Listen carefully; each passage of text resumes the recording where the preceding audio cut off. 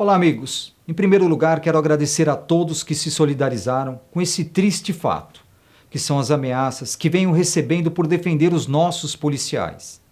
E como uma das denúncias cita um dos meus documentários, chamado Polícia Militar, um grito de socorro, onde tornei público muitas injustiças que esses policiais vêm sofrendo, além de outros temas relacionados à segurança da nossa população. Por esse motivo, vou disponibilizar ainda hoje no nosso canal do YouTube e também no nosso site www.eliajuniorfilmes.com.br o documentário na íntegra, para que todos possam assistir e fazer o seu próprio juízo de valor. Além disso, estarei postando diariamente no meu Facebook pessoal, Diretor Elia Júnior, além do nosso site, vários vídeos mostrando o difícil trabalho destes policiais. E mais uma vez, agradeço a todos. As vítimas e testemunhas deste documentário relatam situações reais.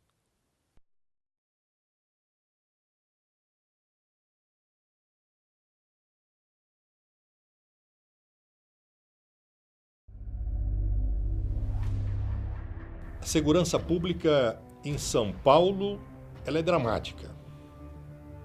Nunca o Estado vivenciou uma situação de cataclisma como agora em termos de segurança pública. A Polícia Civil está sendo praticamente dizimada.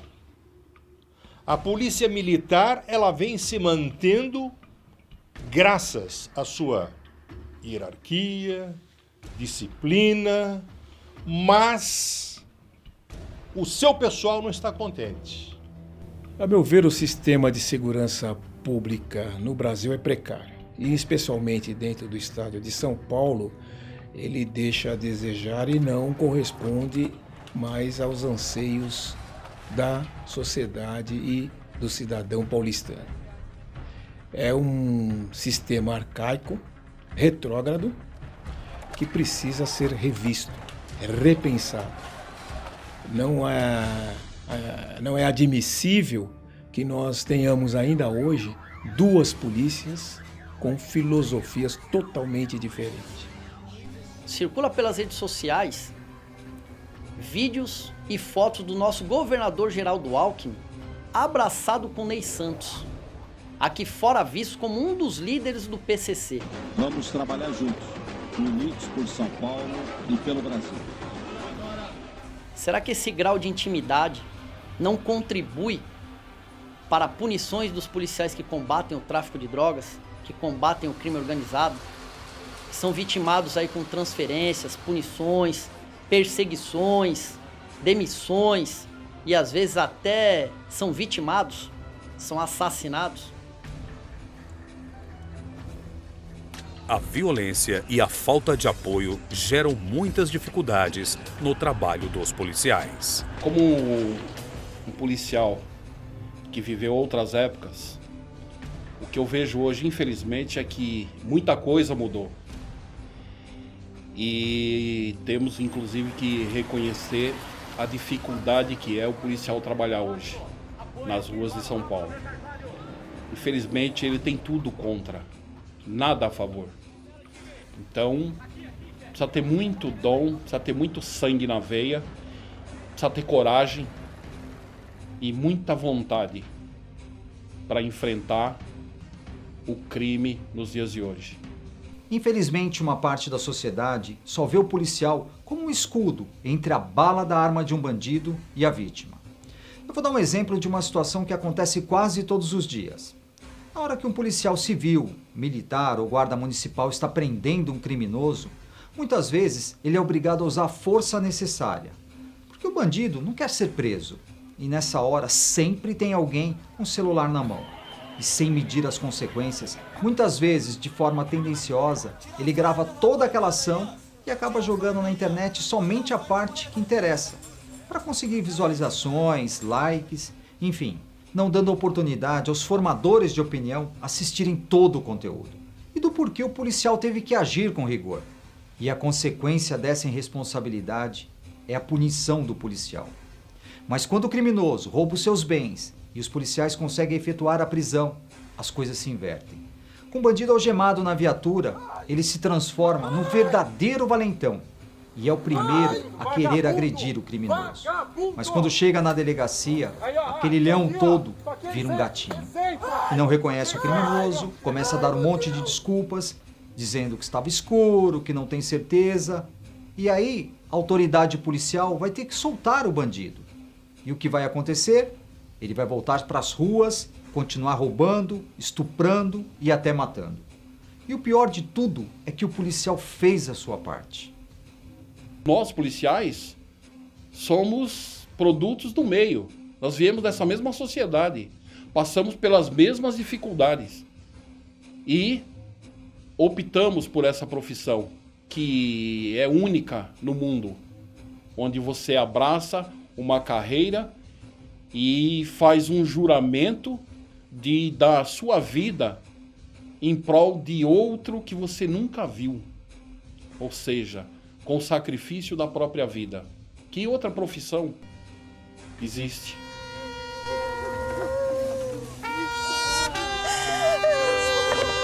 Desgraçadamente, o policial aqui no Brasil, particularmente em São Paulo, ele é visto com desconfiança. E isso graças a esses grupelhos de direitos humanos que colocam sempre em dúvida a legitimidade da ação de um policial, civil ou militar. Se o policial age, ele é suspeito, ele mentiu, ele tem que ser punido. E existem para isso as corregedorias. As corregedorias que são tanto para a polícia militar como para a polícia civil, querem ser mais realistas do que o rei às vezes.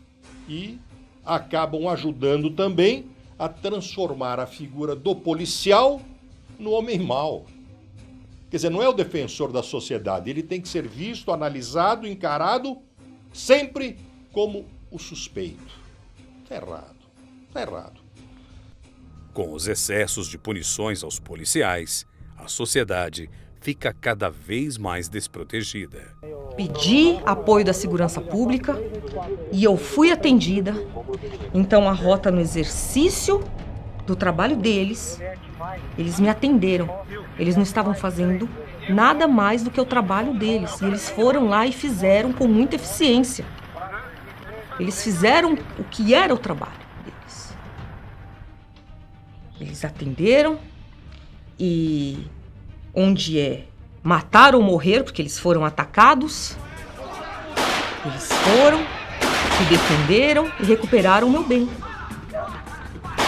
O ladrão sabe, né, que trocar tiro com a rota, caixão e vela preta. Não tem coisa, é pra baixo da terra mesmo. Onde que eles querem ir, né? Quem não quer ir, acorde de manhã e vai trabalhar. Eu vi a abertura no sinal, afastei de novo, não atravessei a rua na hora. Quando eles passaram, eu já continuei atravessando, foi na hora que o rapaz parou. Parou o passageiro, desceu correndo, uma viela que tem, né, no escadão. O motorista desceu, né, o negócio na mão. E na hora que eu atravessei, eu escutei o tiro. Primeiro disparo, aí já corri para a loja, já na porta da loja, empurrando os clientes para dentro. Aí escutei o resto dos tiros e já baixei a porta, né. Aí socorreram o rapaz, tudo. Aí eles foram lá na loja, lá, por causa da troca de tiro, perguntar se tá tudo bem e tal. Aí eu fui de testemunha para eles, com o maior prazer. Então, quando o policial de rota se envolve em alguma ocorrência dessas, que ele salva uma vida, ele resgata um refém, ele recupera um veículo roubado, e dentro dessa ocorrência existe um desfecho onde o bandido é morto numa troca de tiros, ele é afastado das ruas. Ficando claro para todos os policiais e para nós, a sociedade, que isso é uma punição. O policial é retirado do patrulhamento, é mudado o seu horário e os dias de trabalho. O policial é colocado para fazer o patrulhamento a pé, em forma de castigo, para servir de exemplo aos colegas. O que a população precisa saber é que nenhum policial sai da sua casa ou do seu batalhão para matar ninguém. Quando ele está no patrulhamento, fazendo o seu serviço, tudo pode acontecer. E quando ele se envolve em uma ocorrência de confronto, ele é o maior prejudicado. E eu digo isso porque é ele que vai ter que pagar um advogado tirando dinheiro do seu próprio bolso, o que não é barato. E na maioria das vezes, ele vai ter que dispor dos seus bens para custear todas as despesas do processo. E o pior de tudo é que o policial não pode vir a público, se manifestar ou criticar essa covardia, sob pena de ficar preso. Então, o que você faz? O policial é recebido a bala e tem que botar na frente alguma coisa para dizer: ah, por favor, não atire, senão eu sou punido? Pô, se acontecer um confronto, os bandidos estão mortos, a testemunha de que eles foram recebidos a bala, que o bandido atirou, e você responde bala com o quê? Com bala. Meu amigo, é no mundo inteiro isso. Infelizmente tivemos que eliminar, mas fomos recebidos a tiro. Não, você sai dizendo: ah, e agora? Agora vão ser punidos. O que a imprensa vai falar? O que o coronel vai falar? O que o comandante vai falar? O que o governador vai falar? Isso é absurdo. O que fica pra mim, o que é muito triste, é o que aconteceu com esses policiais que me atenderam, que ao tentar parabenizá-los, o que pra mim era um feito heróico, pra mim, do meu lado era assim: fui atendida, socorrida, eu fui lá agradecer. Aí eu vou agradecer e vejo que eles foram punidos porque eles me atenderam. Quer dizer, eles não poderiam ter me atendido. Eu me senti menosprezada pelo Estado. Eu estou sendo humilhada pelo Estado. Quer dizer que aquele menor ali abatido, ele valia mais do que eu como pessoa. Hoje, 87% da população é favorável à redução da maioridade penal. Infelizmente, no nosso país, ele tem liberdade para ele fazer o que ele quiser. E é protegido pela lei, pela sociedade, pelo ouvidor das polícias, pelo Conselho de Direitos Humanos. Se ele mata hoje, no máximo ele vai ficar 3 anos apreendido.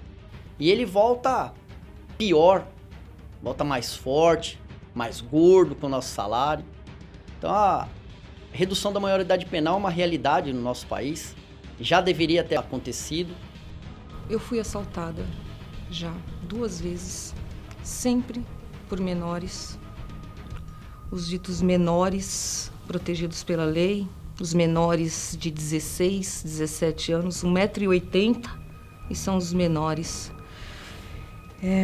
A primeira vez os 2 menores entraram no carro comigo, a arma encostada na barriga, o outro dirigindo o carro, percorreu um bairro inteiro, limpou a minha conta. Na segunda vez, me abordaram no estacionamento quando eu estava saindo com o carro, me agrediram, arrancaram todos os meus bens, arrancaram tudo que eu tinha, me empurraram, me tiraram do carro, arrancaram com o carro com tudo, levaram tudo que eu tinha. São esses adolescentes que muitas pessoas defendem. Não são mais crianças, são homens com 16, 17, 18 anos de idade, que têm capacidade suficiente de entender o que é certo e o que é errado, como matar, roubar e violentar. Então, se eles têm esse entendimento que esses atos são criminosos, eles devem responder criminalmente sim.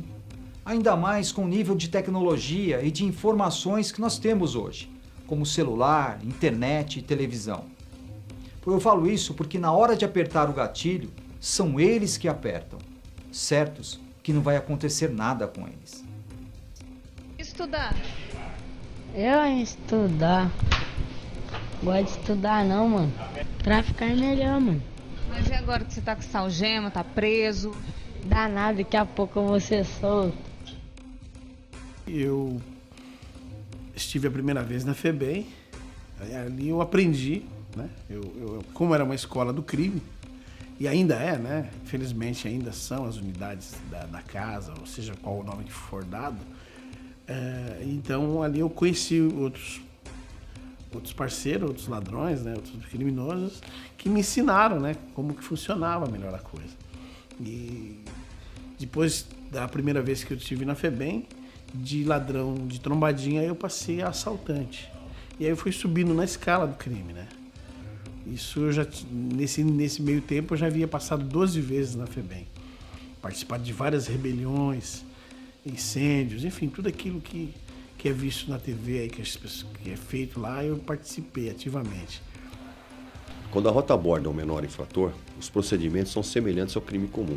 A diferença é que temos que ir até a casa dos pais para conduzi-los até a presença do delegado de polícia e após o boletim de ocorrência são liberados aos pais e geralmente não são apreendidos.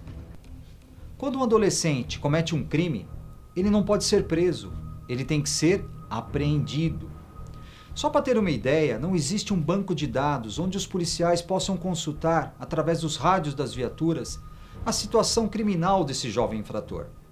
E para ter acesso, a autoridade policial, no caso um delegado de polícia, tem que fazer um ofício à Fundação Casa solicitando as informações referentes aos antecedentes desse menor. E essa burocracia muitas vezes desestimula os policiais, em virtude das muitas horas que o policial vai perder na delegacia. E na maioria das vezes, eles são devolvidos para os seus pais ou responsáveis. E com o avanço da tecnologia e a ausência do Estado, os presídios se transformaram em verdadeiros escritórios do crime organizado. A criminalidade hoje é muito maior, hoje ela é muito mais audaciosa. Com o advento do celular, os presos puderam se organizar com mais facilidade, em tempo real, com as quadrilhas que atuam aqui fora. Antigamente, para um preso mandar um aviso para um comparsa dele que estava cumprindo pena em outro presídio, ele precisava esperar a visita dele vir, receber um bilhete, ou então apenas verbalmente transmitir as ordens que só ia chegar no destino uma semana depois ou 2 semanas depois. Então a comunicação era muito precária entre os presos. Com o advento do celular, houve uma agilidade muito grande e praticamente se perdeu o sentido da pena privativa de liberdade, que não é outra senão afastar o indivíduo perigoso do convívio social.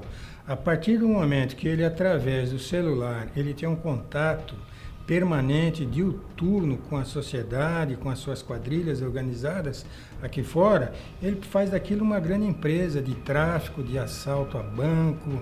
Tudo isso é feito com um planejamento dentro dos presídios, porque o celular ajudou essas facções que se criaram dentro do presídio a ser muito mais audaciosas. Então o crime ficou muito mais violento dentro do presídio. Essa violência reflete na população e nos agentes de segurança, com as saídas temporárias nas datas comemorativas. Nas saídas temporárias em datas comemorativas, o que nós policiais percebemos nas abordagens é que muitos deles já saem com algumas missões de praticarem roubos ou atentados. Que para mim é uma aberração. Que o bandido, ele praticou o crime, ele foi condenado, ele tem que puxar a cadeia. Ele tem que ter medo de alguma coisa. E infelizmente não é o que acontece. E outra, não há nada escrito que tem que sair no Dia dos Pais. Às vezes o cara sai no Dia dos Pais e ele é solteiro, o pai já morreu há muito tempo, a família mora toda no Nordeste e ele sai no Dia dos Pais. Não tem critério nenhum. Dia das Crianças, o cara é solteiro. Você veja bem que quem sai na data de Natal também sai na data do passagem do ano. Então o cara sai, ele tem 11 dias fora do presídio. É nesse período, nessa saída temporária que tem um número maior de não retorno, de evasão. É nessa aí. Porque 11 dias fora o cara não volta. Normalmente, né? Aquele que sai pela 4ª, 5ª vez, ele volta. Como é que você bota na rua um cara que tem 20 anos a cumprir? Quem que tá fazendo o trambique aí? É o juiz? É o diretor? O que tá acontecendo? Não consigo entender. Eu não voltaria pra cadeia. Se você falar assim, ó, fica 5 dias no Natal com a tua família e eu tenho 20 anos a cumprir, eu falo, que eu volto. Eu não voltaria. E é a função do bandido tentar fugir, não voltar. Agora, você já dá um sexto da pena, o cara já não cumpre quase nada, né? Então, eu acho que você tem que realmente mudar o Código Penal em relação ao preso, né? Tá muito fácil. A extinção do exame criminológico favorece a saída dos presos mais perigosos. O exame criminológico é um exame feito por uma equipe multidisciplinar composta de um médico, de um psiquiatra, de um psicólogo, de um assistente social e do diretor do presídio. Eles formavam uma comissão e eles analisavam o preso, o comportamento do preso, as reações do preso, analisavam sobre cada um, sobre a sua especialidade, a personalidade do preso e faziam um laudo criminológico favorável ou não a essas saídas temporárias previstas na Lei de Execução Penal. Com isso, o número de presos que obtinham as saídas temporárias era muito pequeno.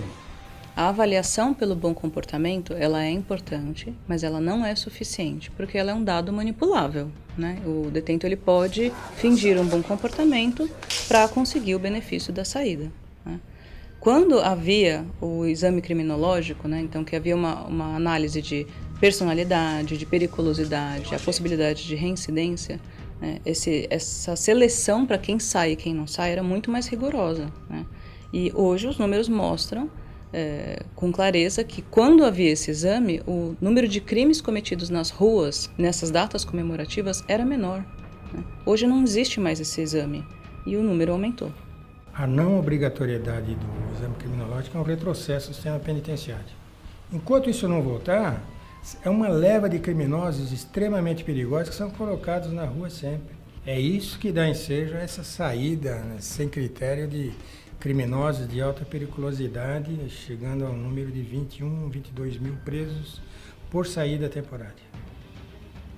Muitos policiais são perseguidos por seus comandantes e muitas vezes são demitidos ou expulsos da corporação. Aquele que se arrisca em prol de quem ele nem conhece, esse é penalizado, esse é perseguido. Esse tem que ser um super-homem, só que o Estado não lhe dá nenhuma contrapartida. Eu fui expulso da Polícia Militar, onde servi honrosamente durante 20 anos, por abusos e erros da administração, por perseguição da Polícia Militar.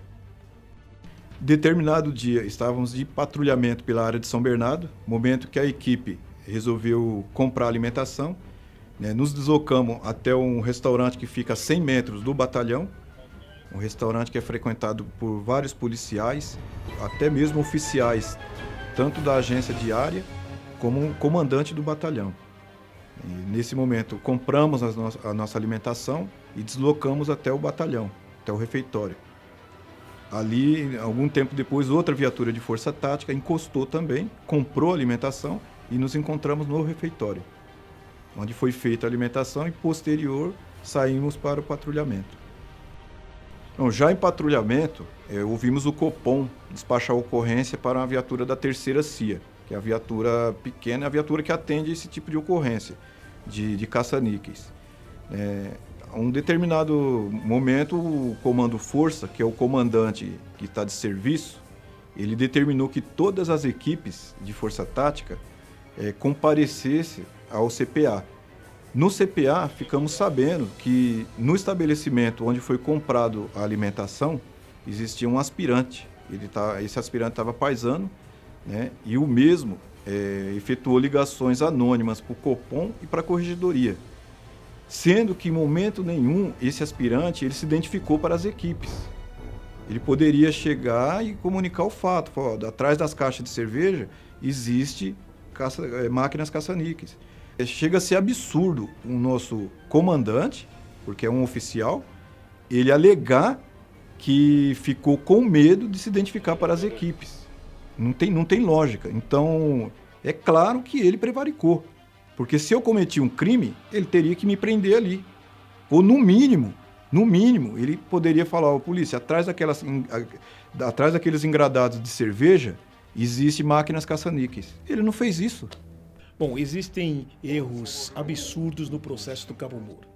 Primeiramente, o aspirante que esteve no local dos fatos, ele, antes de ligar para o Copom, ele não se identificou para as viaturas de força tática que compareceram no local.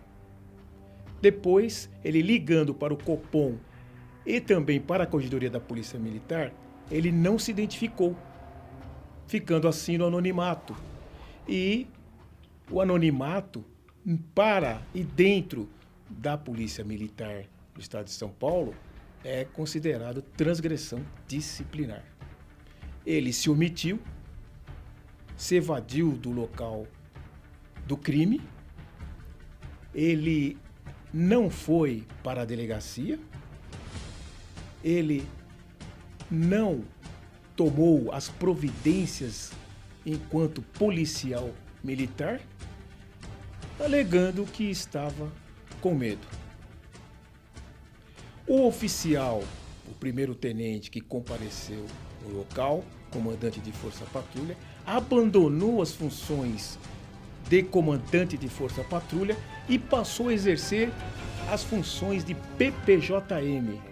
PPJM é Plantão de Polícia Judiciária Militar. Esse é um órgão que existe dentro da Polícia Militar para ouvir policiais militares envolvidos em ocorrência que seja de interesse da Polícia Militar.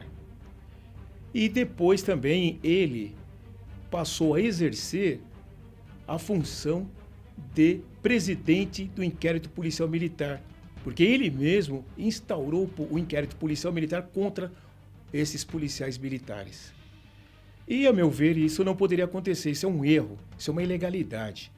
Ele, sendo estava exercendo ao mesmo tempo 3 funções, o que retira dele a parcialidade. Isso é um absurdo.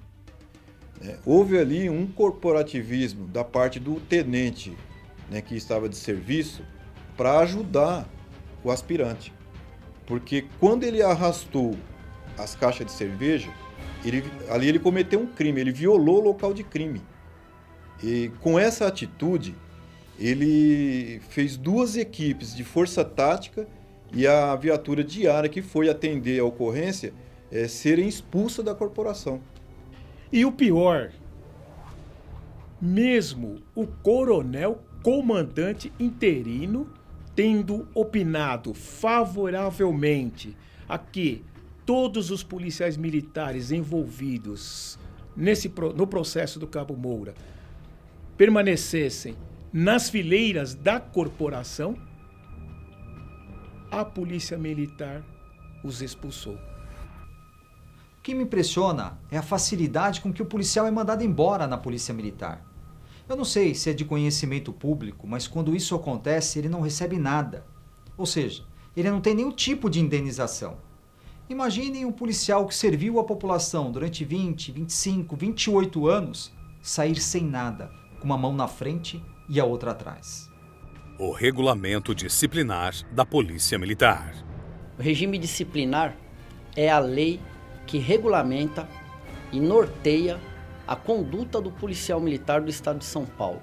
No regime disciplinar vem elencado desde o modo que o policial militar deve se portar em sociedade, em família e na própria vida dele no militarismo, no quartel, no dia a dia dele agir. O regime disciplinar, ele é uma espécie de código e ali vem descrito as sanções disciplinares, as punições que ele pode ser submetido e esse tipo de coisa. Mesmo diante de uma simples denúncia anônima, ele pode vir a ficar preso. Se ele chegar atrasado ao serviço, ele pode ficar preso. Se ele for socorrer um ente querido, um filho, ou a esposa, ou a mulher, e não tiver uma justificativa, ele pode ficar preso. Então é um absurdo. Então a administração da polícia hoje ela está esmagando o policial de rua. O policial de rua hoje ele não consegue fazer mais nada. Vai chegar um tempo que o policial ele não vai ter condições mais de atender a população. Porque ele vai atender a população, ele vai sair para atender uma ocorrência, nessa ocorrência ele vai com medo. Ele vai com medo de se envolver num entreveiro. Não com medo do bandido, mas com medo da própria administração. O maior inimigo, na verdade, está dentro da própria polícia, que é o sistema. A Polícia Militar do Estado de São Paulo demite e expulsa mesmo os policiais militares. E o regulamento disciplinar da Polícia Militar é inconstitucional, ilegal, retrógrado, arcaico e draconiano. Outro fator que aumenta a criminalidade em São Paulo é a falta de viaturas para atender a população. São Paulo é o estado mais rico da federação, mas gasta mal. principalmente em termos de segurança. Muitas vezes o governo convoca a imprensa, distribui notas, dizendo que comprou mais centenas de viaturas, está entregando viaturas para as polícias civil, militar, e o cidadão comum, ele pensa o seguinte: puxa vida, se havia 50 viaturas na rua, agora são 100. Mentira! Essas viaturas novas, esses carros novos de polícia, estão sendo reposição daqueles que trombaram, estão quebrados e que não circulam mais. Na maior cidade da América Latina, muitos policiais estão pagando para trabalhar. Há mais de 20 anos que eu trabalho aqui na área e sempre ajudei os policiais. Cobro só uma pequena taxa deles, porque sei que as condições deles também não é suficiente de bater uma viatura e comprar peças, tudo, e fazer toda a manutenção que tem que ser feita. Aí quando é um serviço mais um pouco acrescentado, cobro só a taxa dos materiais e procuro dar uma força para eles. Porque a viatura bate, aí fica parada, aí ficamos sem policiais na área para trabalhar e proteger a população. Então, assim, pra gente que é simplista, a gente que é população, você diz assim, a culpa é da polícia. A insegurança é culpa da polícia, né? Quando na verdade não é, né? Talvez da polícia, quando a gente fala lá do grandão, do major, do coronel, né? Que é tudo cargo político, né? E não vai lá representar o soldado. Não vai lá dizer ao governador, o meu soldado tá sem colete à prova de bala porque venceu. O meu soldado tá arriscando a vida dele porque ele tá sem freio na viatura.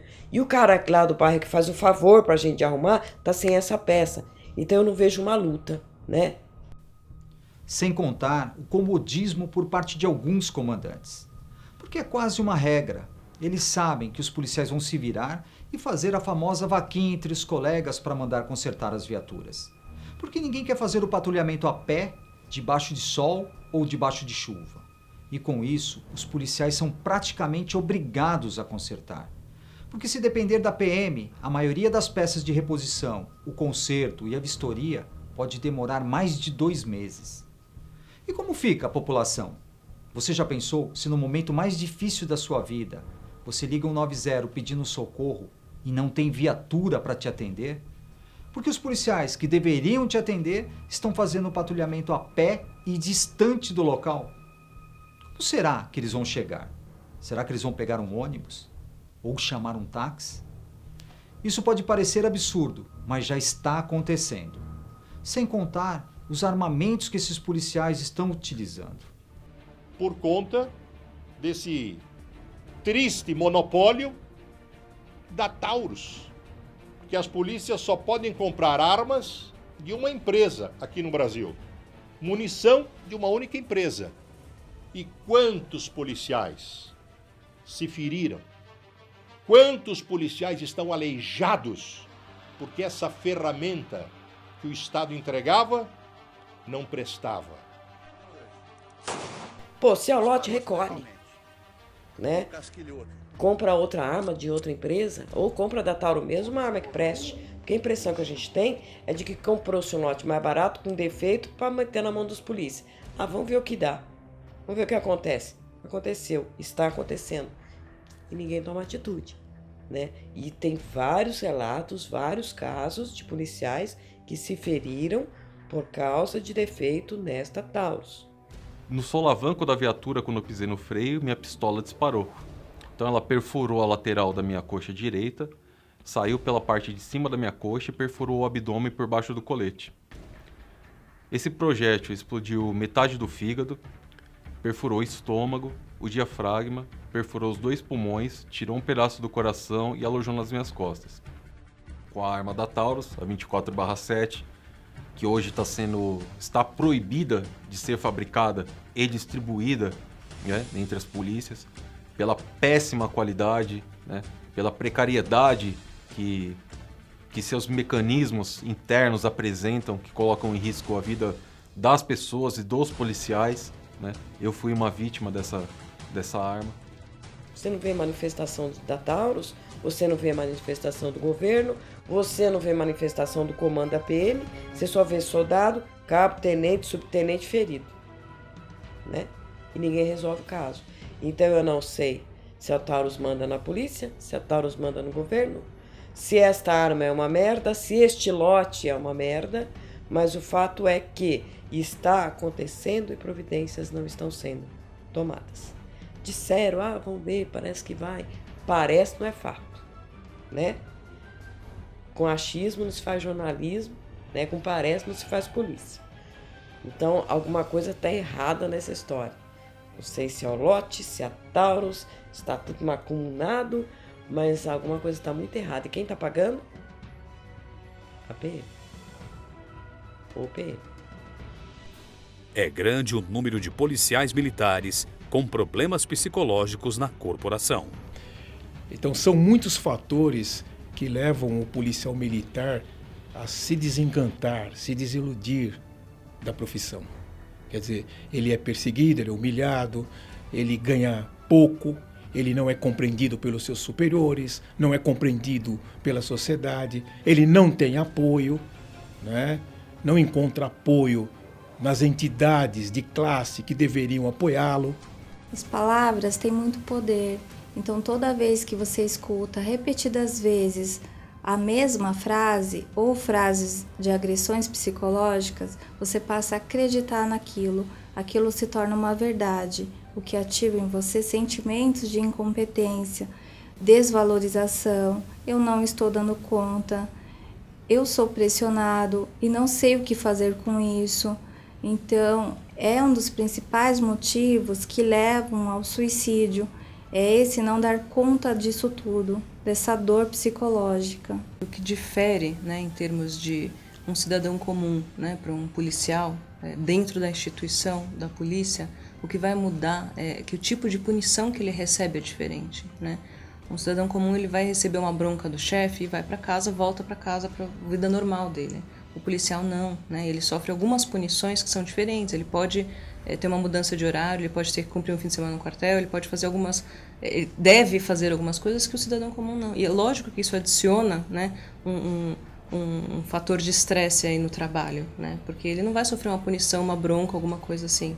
Além disso, tem toda a questão da humilhação, né? Que ele sofre as humilhações o tempo inteiro, né? Assim, de ter que fazer as coisas, não existe um pedido, é uma ordem, não tem um reconhecimento por aquilo que ele faz, ele não tem, né? Assim, a coisa é muito institucional e a questão da instituição polícia, ela aparece muito mais forte, né, no policial militar do que um cidadão comum numa empresa, no trabalho, né, em qualquer que seja.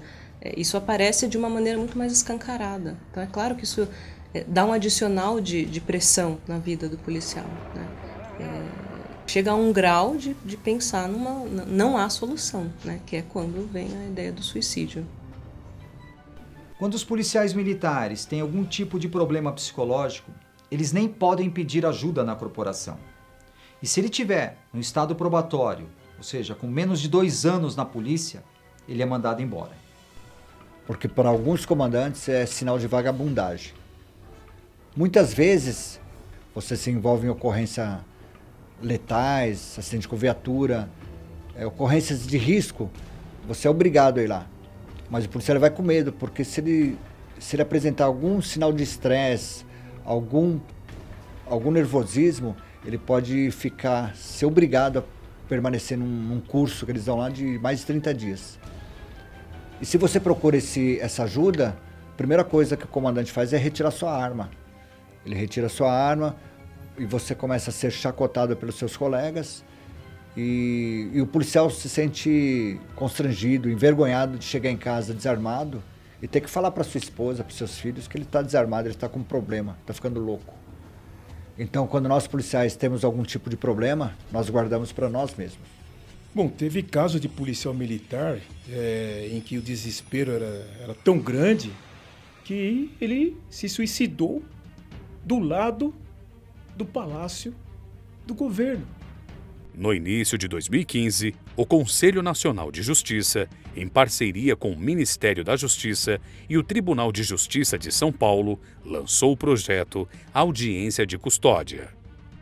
Para que serve a audiência de custódia? Para o juiz que primeiro tomou conhecimento do delito, do fato criminoso, ele averiguar a legalidade daquela prisão. Mas nós estamos encarando um karma com essa audiência de custódia. Por quê? O bandido, o marginal, ele leva os seus advogados, bancado pelo crime organizado, e ele é orientado. Se o juiz perguntar ali pro bandido, você apanhou do polícia? E ele disser que apanhou, já pode se tomar outro rumo essa audiência. Pode o polícia ficar preso e o bandido sair solto dali. Isso não é raro acontecer, inclusive já aconteceu. 60% dos ladrões presos são libertados em audiência de custódia. É cada vez maior o número de policiais insatisfeitos com os políticos que deveriam representá-los. Temos representantes da polícia em câmaras municipais, assembleia, claro, no próprio Congresso. Agora eu pergunto, um vereador, o que é que ele vai fazer pela instituição? O deputado poderia fazer mais, mas é o que eu digo. Se uma entidade o ajudou a se eleger, tem que cobrar mesmo. Agora, não se pode perder a esperança. Ou melhor, o que não se pode é deixar de acompanhar a sua atividade. Agora, ele tem que ser cobrado. E fiscalizado principalmente. São os policiais que garantem a segurança da nossa população. Eles são uma força política muito forte, mas infelizmente nas últimas eleições, a maioria dos policiais acreditaram e votaram em comandantes para representá-los. E na próxima eleição, com certeza, os policiais, familiares e amigos não vão votar nesses oportunistas, que só usaram o nome da instituição para se elegerem. Oportunistas que não fizeram nada pelos policiais. Temos até um exemplo que ficou bastante conhecido na corporação. Na corrida de Fórmula 1 de 2015, os policiais tinham que estar presentes no autódromo às 6 horas da manhã. E como os policiais foram convocados de várias regiões de São Paulo, muitos policiais saíram de suas casas às 2h30, 3 horas da manhã, sem se alimentarem. E por volta das 7, 8 horas da manhã, foi servido um pão com manteiga e um café com leite. E posteriormente, meio-dia, foi servido um pão com uma maçã e um suco.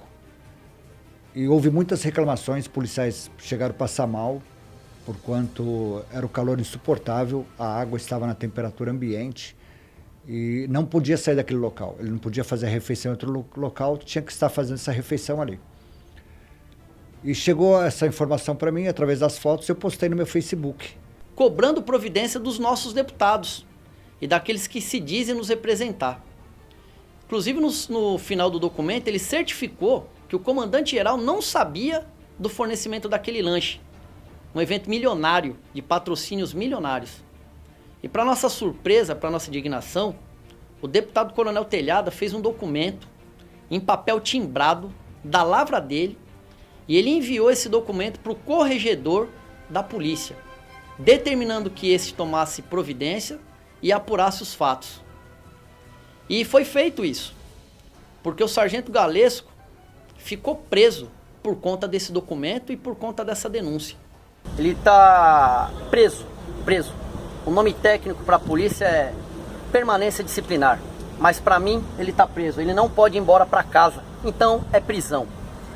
Por que nós ficamos indignados com isso? Porque o deputado Coronel Telhada, militar como somos, ele sabe o trâmite, ele sabe o caminho que ele deveria tomar para o sargento ficar preso. Porque se fosse o intuito dele a melhoria, se ele tivesse visando a dignidade da pessoa humana dos policiais militares que estavam trabalhando ali, ele teria enviado esse documento não para o corregedor, ele teria enviado para o comando geral. Porque, veja, a corregedoria, nem se quisesse, poderia buscar a melhoria do lanche ali. A função da corregedoria, a missão da corregedoria é apurar, corrigir e punir o transgressor. Diga-se de passagem, ao nosso ver, o sargento Galesco não é transgressor, não. Falar sobre meus direitos, sobre como eu devo ser tratado, como nossa tropa deve ser tratada, isso não deveria ser crime. Por que não for apurar para ver se o que eu estava falando era verdade? Quem transgrediu, inclusive, a hombridade conosco, foi o nosso deputado Coronel Telhado. Porque posso falar como eleitor, me decepcionou, assim como tem decepcionado muitos policiais militares. Porque nós votamos nele.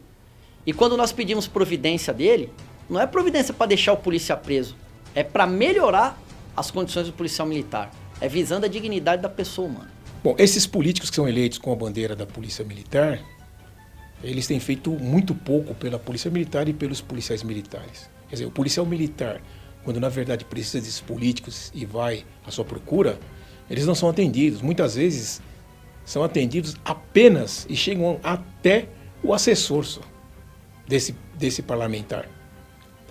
Agora, quando esse parlamentar quer o voto, aí ele está presente. Quer dizer, eu tenho casos no escritório de policiais militares que procuraram alguns parlamentares 2, 3 vezes e não foram atendidos. Quer dizer, o policial militar não é atendido por esses parlamentares como deveria ser. Essa é uma situação muito triste para os nossos policiais, porque infelizmente quem tem a obrigação de defendê-los não fazem nada. Muitas vezes eu sou criticado por levar ao conhecimento da população o que acontece nos bastidores. E muitas pessoas não sabem o preço que eu pago por defender os policiais. Mas mesmo assim, eu vou continuar defendendo as nossas instituições porque eu acredito nelas. Diferente de muitos que se aproveitam de situações isoladas para se autopromoverem nas redes sociais. E uma coisa é certa: nessa luta, os policiais não estão sozinhos. Contem sempre comigo.